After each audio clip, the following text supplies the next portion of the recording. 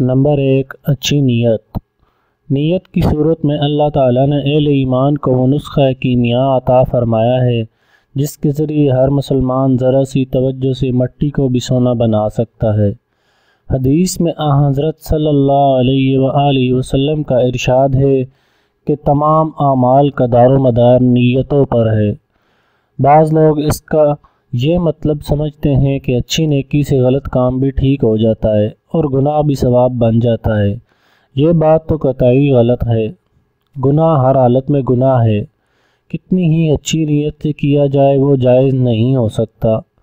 مثلاً کوئی شخص کسی کے گھر سے اس نیت سے چوری کرے کہ جو مال حاصل ہوگا وہ صدقہ کروں گا، تو اس کی نیت کی وجہ سے چوری کے گناہ معاف نہیں ہوگا، لیکن حضرت صلی اللہ علیہ وآلہ وسلم کے مذکورہ بالا ارشاد کا مطلب یہ ہے کہ کسی بھی نیک کام پر اس وقت تک ثواب نہیں ملتا جب تک صحیح نیت کے ساتھ نہ کیا جائے۔ مثلا نماز کا ثواب اس وقت ملے گا جب وہ اللہ تعالیٰ کی خوشنودی کے لیے پڑھی جائے۔ اگر دکھاوے کے لیے پڑھی جائے تو ثواب غارت ہو جائے گا، الٹا گناہ ہوگا۔ اور دوسرا مطلب یہ ہے، اور یہیں اس وقت بیان کرنا مقصود ہے، کہ جتنے کام مباح یا جائز ہیں ان کا اصل حکم تو یہ ہے کہ ان پر نہ ثواب ہوتا ہے نہ عذاب، لیکن اگر وہ جائز کام کسی اچھی نیت سے کیے جائیں تو وہ عبادت بن جاتے ہیں اور ان پر ثواب ملتا ہے۔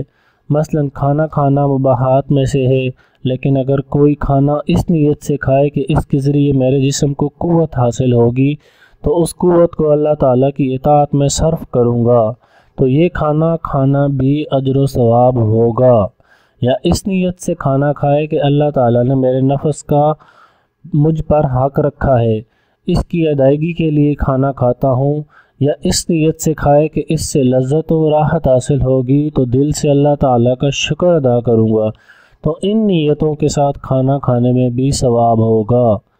غرض زندگی کا کوئی مباح کام ایسا نہیں ہے جس کو اچھی نیت کر کے عبادت اور موجب ثواب نہ بنایا جا سکتا ہو۔ مثلا اچھی نیت کی چند مثالیں جن سے ہم اپنے روزمرہ کے کاموں کو ثواب بنا سکتے ہیں مندرجہ ذیل ہیں۔ روزی کو مانا خواہ تجارت کی شکل میں ہو یا ملازمت کی شکل میں یا زراعت و صنعت کی شکل میں، اس میں اگر انسان یہ نیت کرے کہ اللہ تعالیٰ نے میرے ذمے جو میرے نفس اور میرے گھر والوں کے حقوق عائد کیے ہیں، یہ کمائی اس لیے کر رہا ہوں کہ وہ حقوق ٹھیک ادا کر سکوں، تو حلال روزی کمانے کی یہ ساری کارروائی عبادت اور ثواب بن جائے گی۔ پھر اس میں اگر یہ نیت بھی کر لے کہ اپنی آمدنی کو اپنی اور گھر والوں کی ضروریات پر خرچ کرنے کے بعد جو بچے گا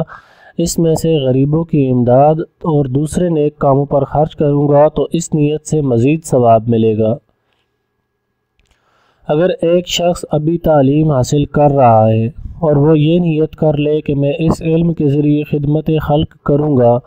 مثلا کوئی علم دین حاصل کر رہا ہے تو مخلوق کو دین پہنچانے کی نیت کر لے۔ میڈیکل سائنس کا طالب علم ہے تو یہ نیت کرے کہ ڈاکٹری کے ذریعے میں مریضوں کی خدمت کروں گا۔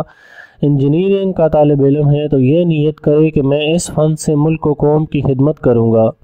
کوئی اور ہنر سیکھ رہا ہے تو اس غرض سے سیکھے کہ جو لوگ اس ہنر کے ضرورت مند ہوں گے ان کی حاجت پوری کروں گا، تو انشاءاللہ جتنا وقت وہ تعلیم حاصل کرنے میں گزارے گا اس کو اس کی نیت کا ثواب ملتا رہے گا۔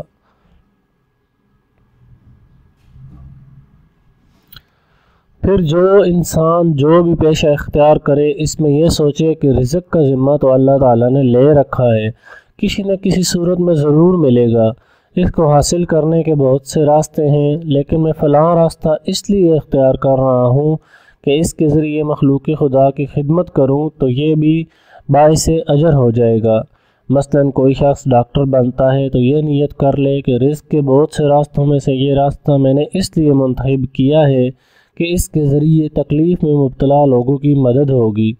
تو خواہ وہ مریضوں سے جائز اور مناسب اجرت وصول کرے تب بھی انشاءاللہ اس نیت کا ثواب ملے گا۔ اور جب واقعتاً یہ نیت ہوگی تو ظاہر ہے کہ ایسے مواقع بھی آئیں گے جب وہ کسی شخص کو غریب دیکھے تو اس کا علاج بلا معاوضہ یا بہت رعایتی معاوضے پر بھی کرے۔ کوئی شخص کپڑے کی تجارت کرنا چاہتا ہے اور وہ یہ نیت کر لے کہ ہر انسان کے ذمے شرعاً لباس پہننا واجب ہے، میں بہت سے پیشوں میں سے اس لیے اس پیشے کا انتخاب کر رہا ہوں کہ اس کے ذریعے مخلوق کو اس واجب کی ادائیگی میں مدد دوں گا، تو امید ہے کہ انشاءاللہ یہ پیشہ بھی باعث اجر ہو جائے گا۔ اس طرح اگر کوئی شخص سرکاری ملازم ہے تو وہ اپنی ملازمت میں یہ نیت کرے کہ اس کے ذریعے مخلوق کی خدمت اور مخلوق کی ضروریات پوری کرنے کا موقع ملے گا، تو خواہ وہ یہ کام تنہا لے کر رہا ہو، انشاءاللہ اس نیت کا ثواب ملے گا۔ غرض کوئی پیشہ ایسا نہیں ہے جس میں کوئی نہ کوئی اچھی نیت نہ کی جا سکتی ہو۔ اس طرح اچھا لباس اس لیے پہنا جائے کہ اللہ تعالیٰ نے جو نعمت مجھے عطا فرمائی ہے اس کا اثر نظر آئے اور دیکھنے والوں کو فرحت ہو، نہ یہ کہ وہ مجھے بڑا یا دولت مند سمجھیں۔ اپنے بچوں سے اس نیت سے پیار کیا جائے کہ حضرت صلی اللہ علیہ وآلہ وسلم کی سنت یہ ہے کہ آپ بچوں سے محبت فرماتے تھے۔ گھر کا کام اس نیت سے کیا جائے کہ حضرت صلی اللہ علیہ وآلہ وسلم جب گھر میں تشریف لاتے تھے تو گھر کے کاموں میں اپنے گھر والوں کا ہاتھ بٹایا کرتے تھے۔ بیوی بچوں سے خوش طبعی کی باتیں اس نیت سے کی جائیں کہ یہ حضرت صلی اللہ علیہ وآلہ وسلم کی سنت ہے اور آپ نے اس سے حسن سلوک کا حکم دیا ہے۔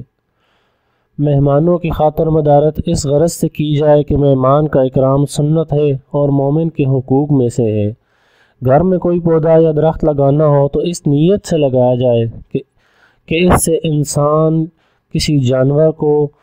اور یا کسی اور کو فائدہ پہنچے گا اور دیکھنے والوں کو اس کا منظر اچھا معلوم ہوگا تو اس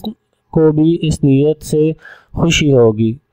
اپنی تحریر کو اس نیت سے صاف اور خوبصورت بنانے کی کوشش کی جائے کہ پڑھنے والوں کو سہولت ہوگی۔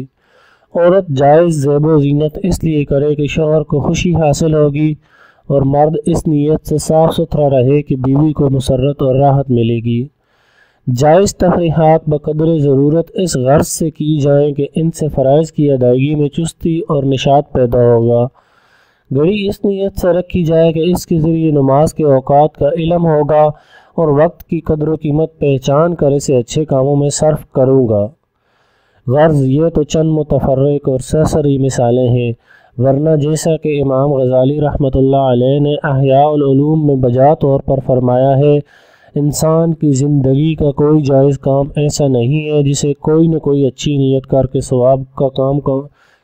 کام نہ بنایا جا سکے۔ یہاں تک کہ میاں بیوی آپس میں ایک دوسرے سے اگر اس نیت سے لذت حاصل کریں کہ ایک دوسرے کا حق ادا کر رہے ہیں اور اس سے دونوں کو عفت اور پاک دامنی حاصل ہوگی تو اس عمل پر بھی ثواب لکھا جاتا ہے۔